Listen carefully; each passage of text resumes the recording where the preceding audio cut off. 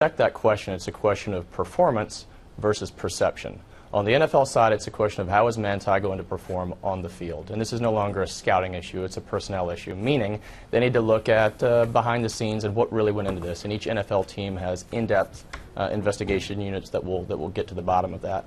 That's the performance component. On the perception side, as it relates to his marketability and his endorsement capacity moving forward, it's a question of fan perception. How do they view him? What do they feel ultimately his role is in this? And how do they align themselves with him insofar as likability? Can I add another P? And I'll bring in Chris, whose audio I think has been fixed. How about pressure?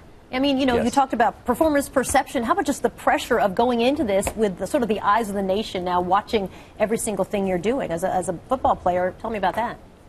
Well, it's a huge amount of pressure for Manti, but he dealt with a lot of pressure throughout the season. So you were able to see with all this going on that he was able to perform well on the field. I think the question still right now is what's the truth? And I think as an NFL team, that's what you have to find out is what is not what is really the the truth? BCS game, right? I mean, that one, which we know was. With all due respect, Chris, when he knew what the truth was of the story, allegedly, he had his worst game of the season against Alabama. So there is some evidence that this scandal can affect his play.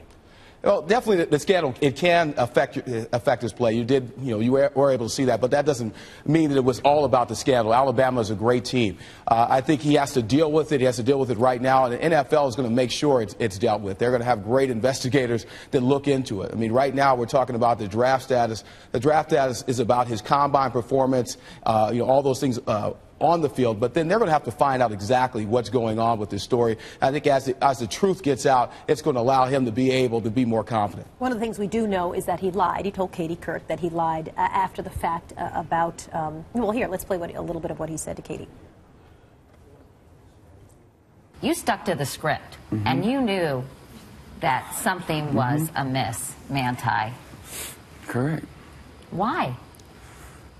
Well, if anybody put yourself in my situation, Katie, put yourself in my situation. This girl who I committed myself to died on September 12th. Now I get a phone call on December 6th saying that she's alive, and then I'm going to be put on national TV 2 days later, and they ask me about the same question. You know, what would you do? Is that a reasonable point? Like, honestly, given LZ, given all that had happened, why not? I mean, it doesn't make sense for, by the way, he's a young guy about to play a really important game. Right. In December, that makes all the sense in the world to me. In January, that makes no sense in the world to me. Why did you let a month go by before the University of Notre Dame, before your father, who's teary-eyed and saying you're not a liar, why did you let a month go by before Deadspin outed you with this story? Why not call a press conference and then